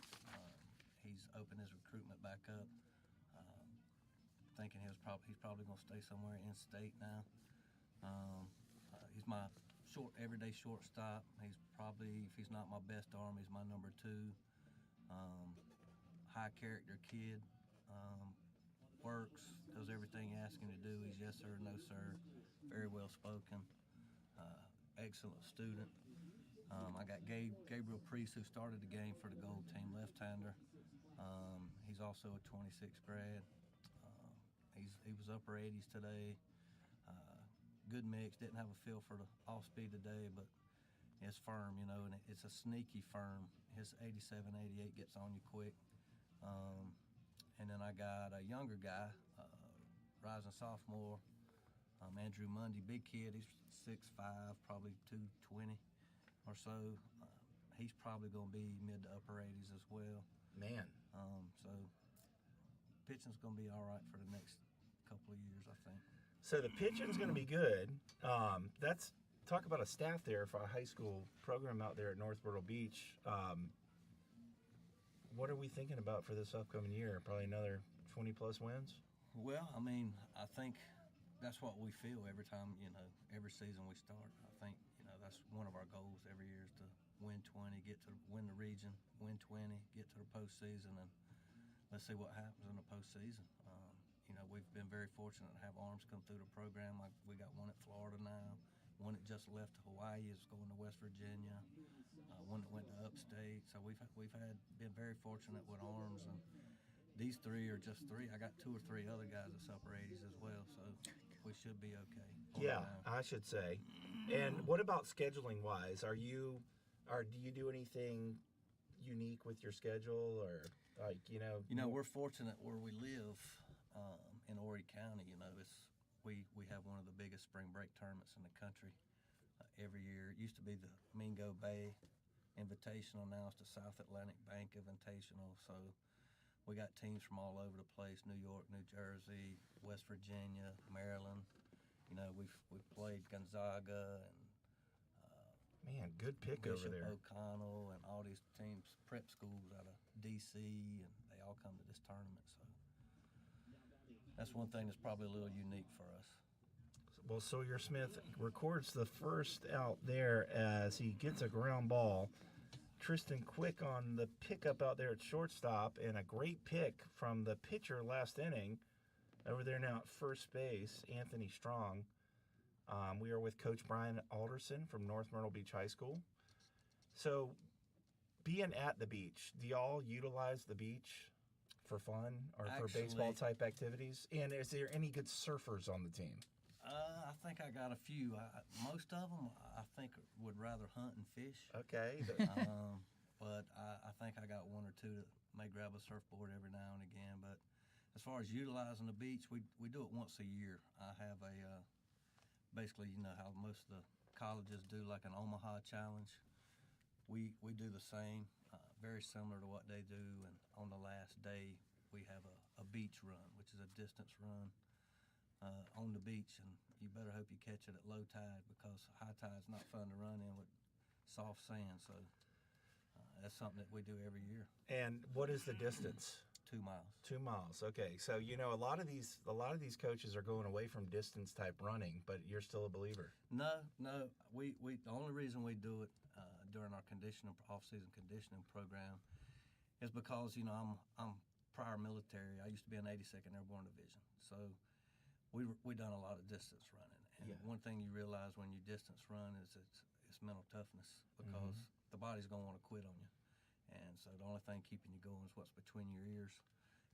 But the majority of the time we're doing sprint work like everybody, short burst stuff like everybody else. The only reason we even implement distance is for that reason. Yeah, I love that. And for just general discipline. But you know what I'm talking about. I mean, back in the day, coaches had their guys out there running. Back when I played, I thought I was signed up to run cross country instead of play baseball. I actually read something the other day that was interesting to me, because I read the same stuff you guys read, but I actually read something. It was a guy that was, I don't know if he's still at LSU, but he spent some time with LSU as a one of these strength and conditioning guys, and he was actually saying there's a lot of value in running some poles, like not an everyday thing, Right. but some just overall condition. And I completely agree with Coach that I agree. I think it builds some mental toughness, and that's where, Absolutely. touching on what Coach Bradwell talked about, is I used to tell guys all the time, like, you win championships in the weight room in the off season, because when you're sitting there in a plank and you got to go for that ball. This ball's hit really well out to left field, and it is a no doubter to left field. Sterling Coaxum knew it off the bat too, which was a little surprising to me, especially since the ball really has not been traveling. But that was just an all-speed pitch, kind of hung up there, and what a swing from Coaxum. I don't think you'll have to face him this year, though, Coach. No, I don't think so. Well, he's committed to Clemson. Where's he play at? Yeah, P27. He was. No, we don't play at that. Hannah. Was he? So good swing of the bat right there. Definitely the furthest hit ball so far of this tournament. It might have been a little bittersweet for Coach Hunter over there, shaking his hand as he rounded third. Yeah. They've been doing this for me. And who's up now? Casey, number 6. That'll be Connor Dantzler from James Allen High School. One of about 10 players they have here. Very familiar with them. Before we changed classifications, we played them every year, it seemed like. Yeah, I think you mentioned something, Coach, that I've always said. It's you have to. Coach Bradwell just won one. He'd agree. You have to have some breaks. You have to have some good fortune, whether it's pitching matchups, weather, bouncing balls, whatever, to win a state title. But I think I've always looked at your program from a distance, and it's been a lot of respect, because you're one of those guys every year that your team's in the mix every single year. And I think the stars line up right. You win one, and but you're in the mix every single year. And I think that, to me, is the mark of a good program. Is, are you there in the mix every year, not just do you win one and then you become irrelevant for 5 or 6 years. Yeah, we believe so. We've had, like I said, we've had several good arms run through the program, which helps. And we're usually going to be sound defensively, and last year we struggled at the plate a little bit, especially late. But I believe if you can pitch and play defense, you got a chance to win them all. Amen. Before we let you go here, who would you say is your best offensive player? Coming back, returning? Yeah. Probably Sawyer Smith, my shortstop. We got some other guys, but he's probably the guy for us. We lost quite a few. We lost Chad Oxendine's son, CJ, who's going to Virginia Tech. He was our best offensive guy last year, but he's gone now, so we got to replace him. But what's your philosophy on batting order? Where are you going to hit your best player? Well, I used to believe 3-hole if I got somebody in the 4 to protect him a little bit, because I definitely want my best guy coming to the plate in the first inning. But the last couple of years, like CJ, I've hit him 1 or 2 just because I knew he was going to get pitches to hit. And Sawyer's probably been my 3-hole hitter the last couple of years. But to answer your question, I I hit CJ probably lead in one hole the last 2 years. It's always been my belief is, and I'm the same way. My belief has always been I cannot end the game with my best hitter in the on deck circle. So the more ABs I can get him, the better. Absolutely. And Andy Hallett was doing that before anybody was, and people thought he was crazy. Yeah. Remember, he hit David Hauser leadoff, and David's hit 15 home runs, but he sort of was a little bit of the trendsetter. In 2003. Yeah. Yeah. Mm-hmm. All right. Well, Coach Alderson, you want to stay with us another inning? It's up to you guys, man. If you got somebody else waiting.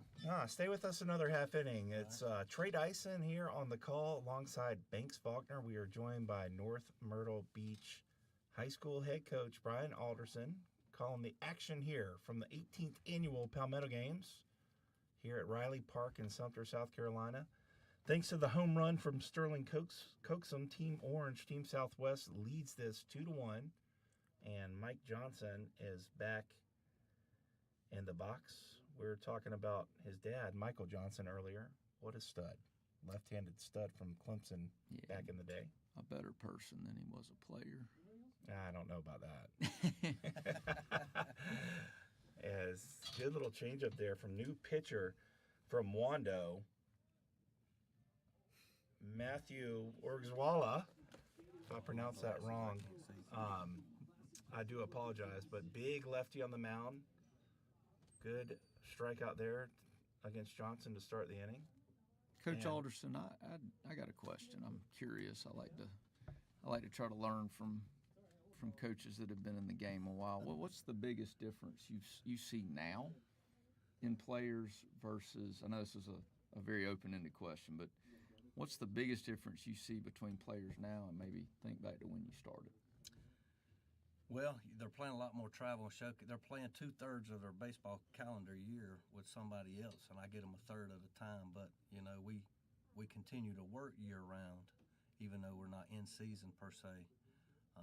I think that's the biggest difference is they're playing 2/3 of their baseball calendar year with their showcase team or travel team, and a third with us. So, a part of the game that's probably going away for everybody. It's not going away at North Myrtle Beach is small ball, hitting behind runners, and because they're not doing that 2/3 of the year. So to get them to buy-in of putting the ball on the carpet and making other teams play defense it's like a dinosaur.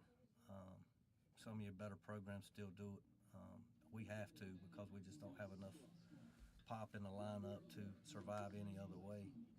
Other than that, I think these kids are a lot bigger, faster, and stronger than they were 10 years ago, or 20 years ago. I think this is year 26 for me. We lifted, but mostly it was because we were in a football weightlifting class back then, and these guys are specializing a lot more now, even outside of school and outside of their high school practices, a lot more today than they ever have. What's your view on travel baseball? I think it's good to a certain extent. My honest opinion, I think if you're good enough, I'm still kind of old school. I think if you're good enough, you'll have opportunities to be seen. I really do.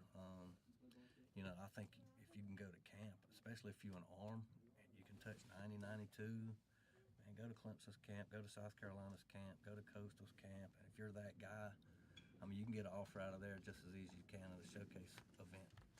Dorenzo pokes that one through the middle, and a tough little hop out there.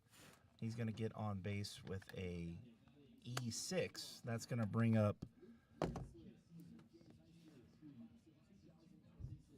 Luke Kessler, St. James High School. Continue, Coach.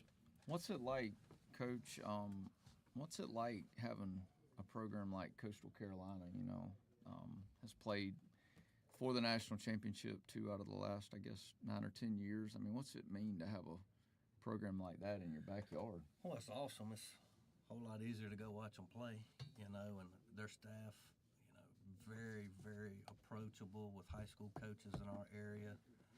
They'll reach out to us, and if we reach out to them, they're going to answer the phone. They're going to return your phone calls or shoot you emails and texts. They're inviting kids to camps and plus it's extremely good baseball, so it's really nice to just take a 40-minute drive down the road and watch them play. And plus, like I said, Coach Oxendine at Coastal that took over in the World Series when all that chaos happened in the first inning. You know, his son's played for me since he was in the 6th grade, or 7th grade. So he stayed, and even though, because Chad left, right? Chad and went left. to Longwood. Yep, got the head job at Longwood, came back when Coach Snall got the head job at Coastal. But CJ lived with his mom. I didn't realize that. And Good. so he's been with me the whole time. Yeah, those Coastal coaches, I tell you what, they put their time in the weight room. That's a. Yes. I was out in Omaha. That's a staff that they lift some weights. Well, if you look at them, you can tell they lifting it too. So they all put together pretty good. That's going to bring up Gatlin Pasco from Carolina Forest. Good piece of hitting his first at bat. Good player. Single and an RBI. You know about this guy? He plays at Carolina Forest there in our region. Plays shortstop for Coach Reiser down at Carolina Forest. Extremely good player. He was their spark plug. One whole guy. You can tell he's their team guy, their leader. 1-1 count here after that, I'd say, questionable strike call. Off-speed pitch here taken down, so a chance for him to drive in another run. Is that scoreboard right, Trey? Is the Southwest team still hitless? I got one hit. No, they hit a home run. That was one They hit. hit a home run. Yeah, so we got a scoreboard operator's a little sleep at the wheel over there. He was watching the Braves. Watching the Braves. Oof. Are the Braves playing right now? It's a glutton for punishment this year. I know. It's been a tough year in Hotlanta.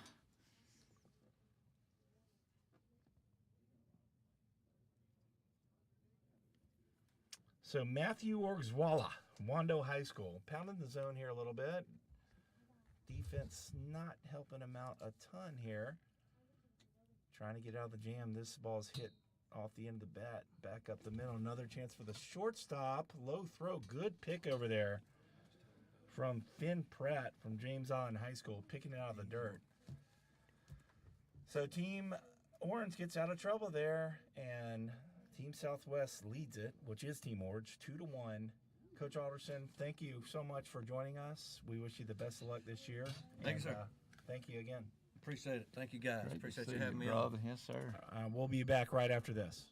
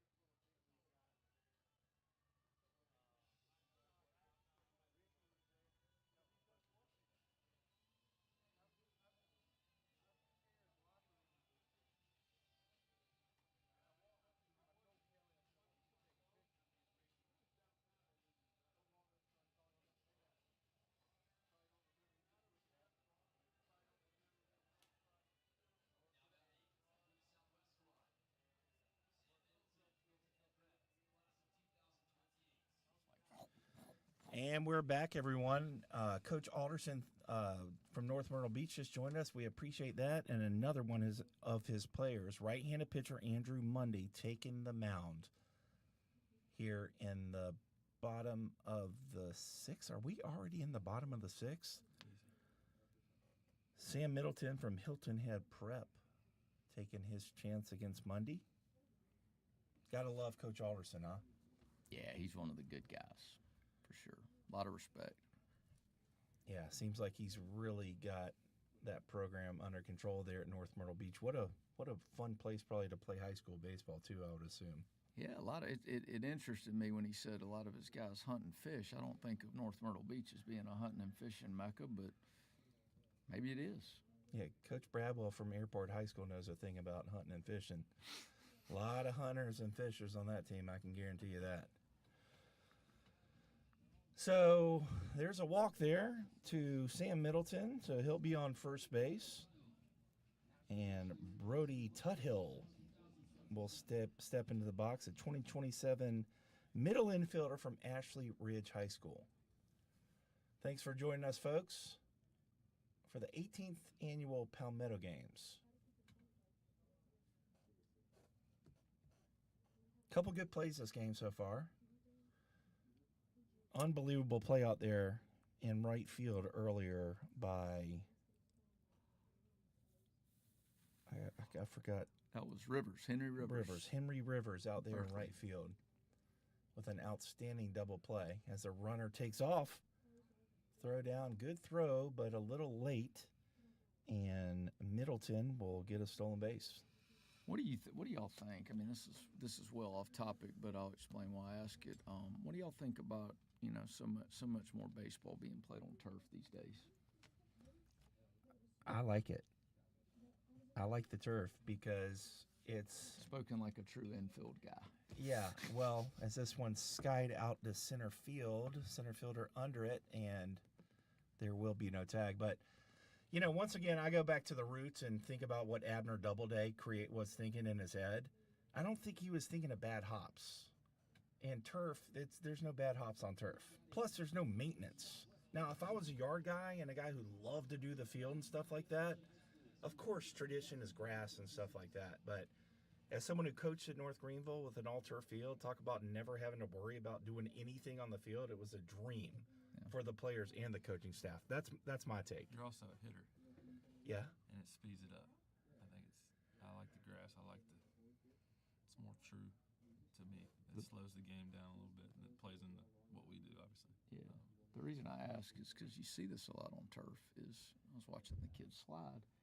You have to almost practice sliding on turf because you will slide right past the bag, so it becomes a deal where you have to slide a little early, and you almost need to teach your guys to just grab the bag when they slide, or they're going to come off of it. A lot of like when we play in the upstate, a couple of those places have turf, and we have to go practice on the football field. Yeah, it's a different game, and you can get yourself caught up in some things that you're not used to.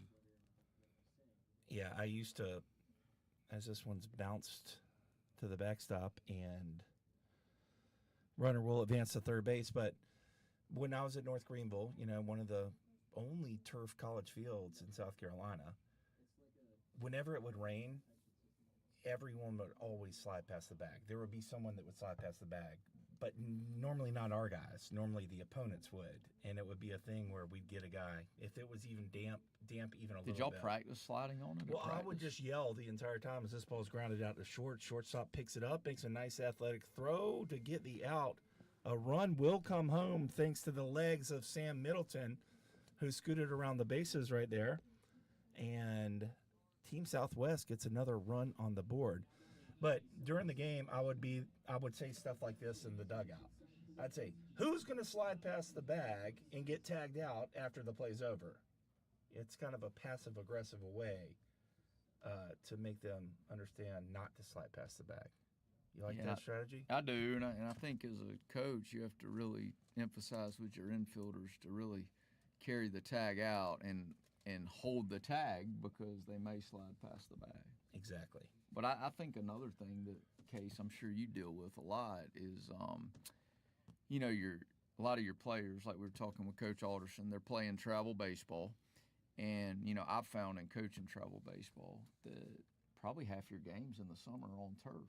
Mm-hmm. Well, 95% of your games in high school, if not more, are going to be on a natural surface. And so there was always a a period. I remember back to being at Blythewood and dealing with the same thing. I think about Ty Dooley, a guy that most people know.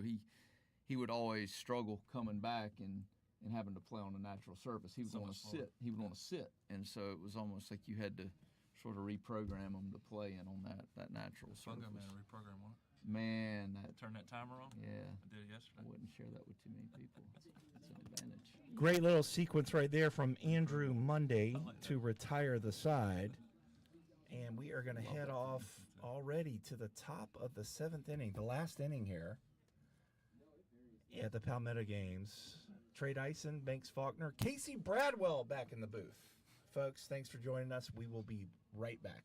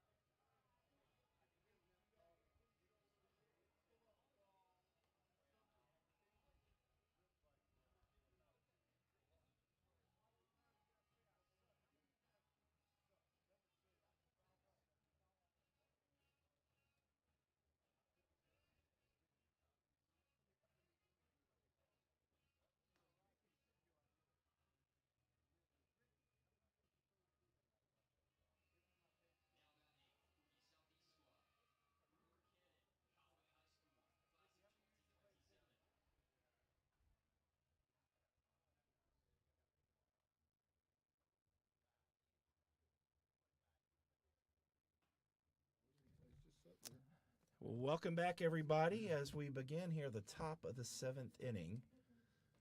Team Southwest is winning this game, and if they are winning after the top of the 7th, they will hit during the bottom of the 7th. Brewer Cannon from Conway High School in the box. Orgzwala, good, well-located fastball right there.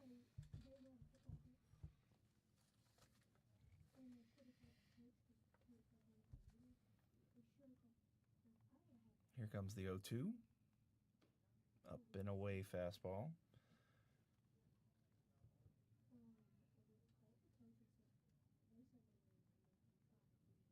Good job by the catcher there, making that pitch look very presentable. This pitch down and away, so evens up at 2-2. All these pitchers have worked extremely fast.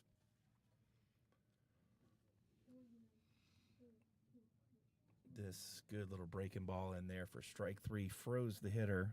That's when the hitter, Brewer Cannon, just gave up on it out of the hand, thinking it was going to be up and away. Plops right back in there for strike 3. So nice job, nice sequence there from Orgzwala. Up now, Anthony Strong from Sherrall. He's had a pretty good game. He pitched an inning earlier, made a nice play at first base. Here he is in the batter's box.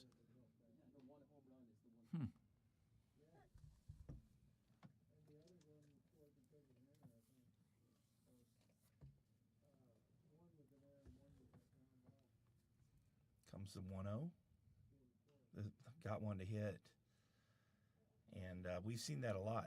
Some of these hitters are getting some pitches to hit, but not quite getting the barrel to the ball. Hitting's hard, Trey. Yeah, Hitting's hard. It's hard. It's especially when you're working away, then their eyes, they get moved out there, and they're not ready for it when it comes in there.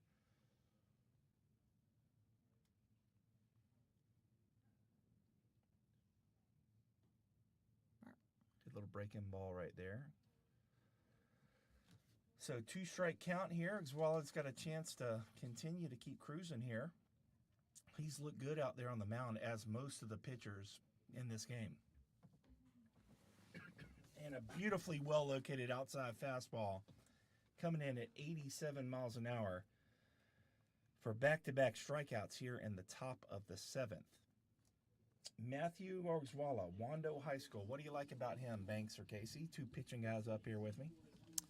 Yeah, I think he does what a good left-handed pitcher does. He sort of lives out on the open side. I think think he'll come in when necessary, and he mixes his pitches. I mean, that's the name of the game in today's where baseball is today. And we talked about that earlier with Coach Hucks. You're not gonna just throw 90 by guys anymore. So you've got, unless you just have a unique fastball, you've got to mix and match and change speeds, and he's done a nice job of it. Yeah, he's a big guy too. He's coming at you. Reminds me a little bit of another Clemson name of the past, a guy our age, Banks. Remember old Thomas Boozer, left-handed pitcher from Richland Northeast High School? I sure do. Thomas had a really good career. This pitch, well-located pitch again, out to the shortstop, takes his time, going to be close, but he gets him.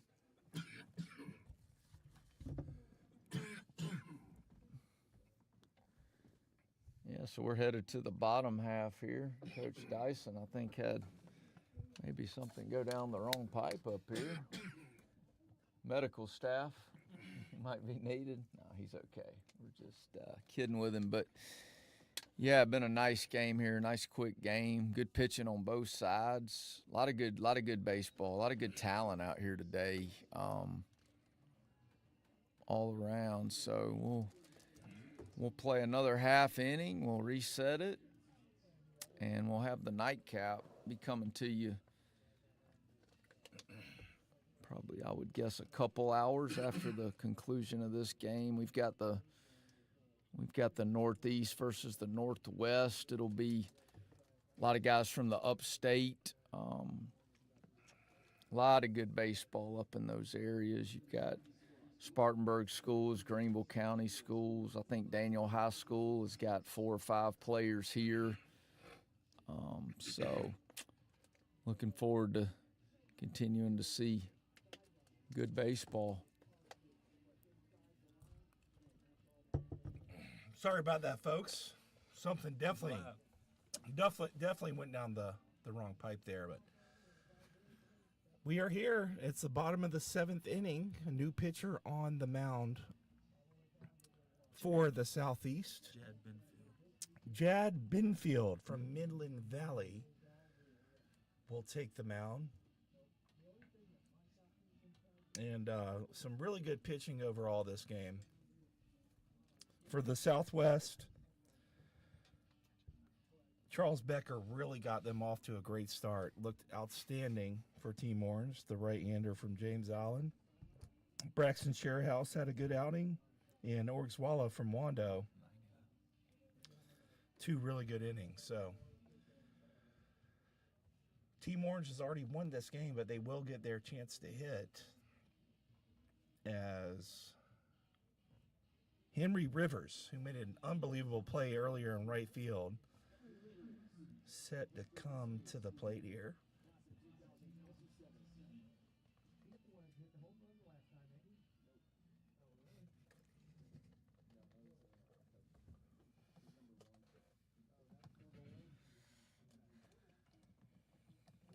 Good little breaking ball right there from Jad Binfield, starting off his outing here at the 2025 Palmetto Games.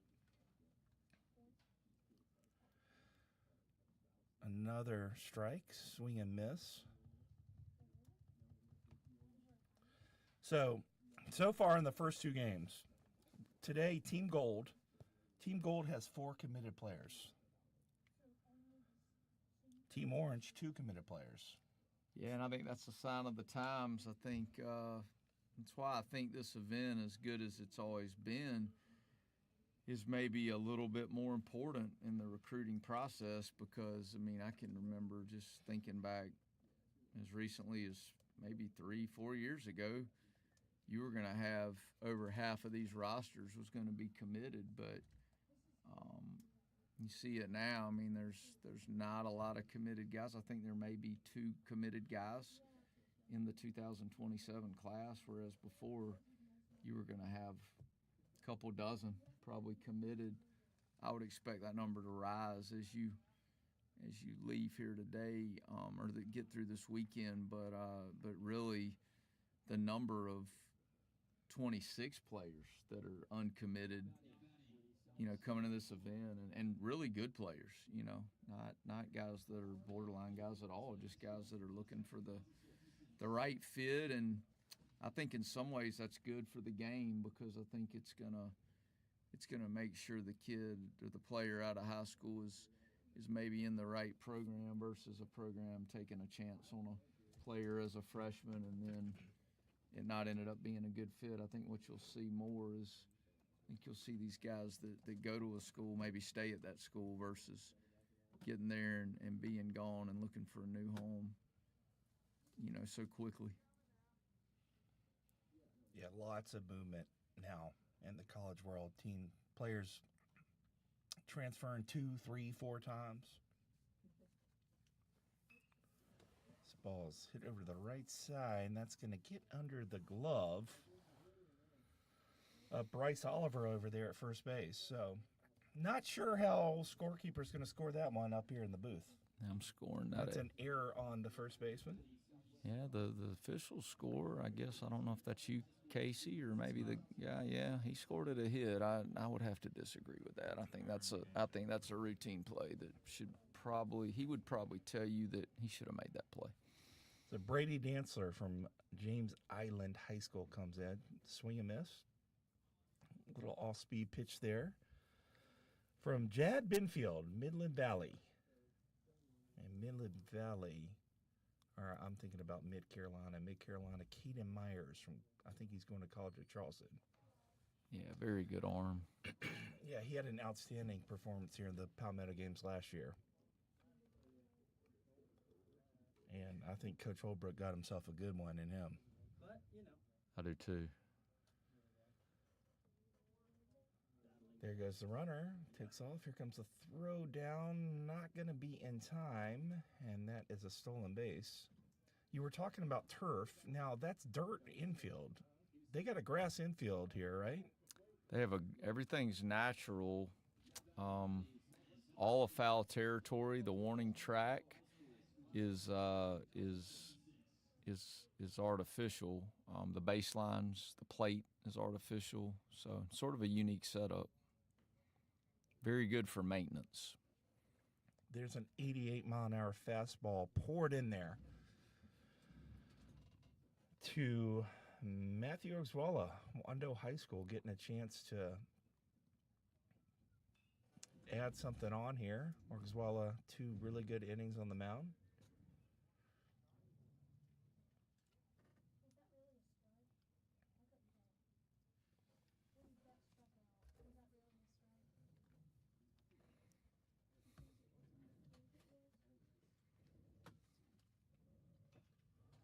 This one's fouled away. Biggest hit of this game belongs to Sterling Coaxum from P27, the first home run of these Palmetto Games. I think he hit it with a wood bat, too. I might be mistaken on that one. That makes it even more impressive. This one's hit to the right side. Another chance over there by Bryce Oliver, and he redeems himself. So good play there. Good little PFP here to end Game 2 of the Palmetto Games, as Team Southwest is going to win this one 3-1 behind some strong pitching, some outstanding defense, and a couple of big swings of the bat. So overall thoughts on this one, Banks? Yeah, another game that was dominated by the pitching. I mean, it's wild to me that you see, 88 to 90 is becoming more and more commonplace in today's game. That's going to tend to favor the pitching and the defense more than the hitters, especially a lot of these hitters. I think if there's a little, I don't know if the timing of this game, I think maybe it could stand to be a little earlier. I think there's a little gap maybe between the end of these guys playing summer ball, and some of these guys hadn't maybe seen live pitching in 2 or 3 weeks, and then you step in the box and you're facing some of the best arms in the state. I think that's going to always favor the pitchers. Yep, pitching dominated this game indeed. So for Game 2, we want to thank all of our special guests this game. We had Casey Bradwell, state champion coach from Airport High School, join us. Coach, a longtime legendary coach, South Carolina, Dale Nelson joined us, and North Myrtle Beach's Brian Alderson joined us. So we thank you for all that. We plan on bringing you many more guests as we come along here in the 2025 Athletic Palmetto Games. So for Banks Faulkner, I'm Trey Dyson. We will see you here for Game 3 in an hour or two. Take care.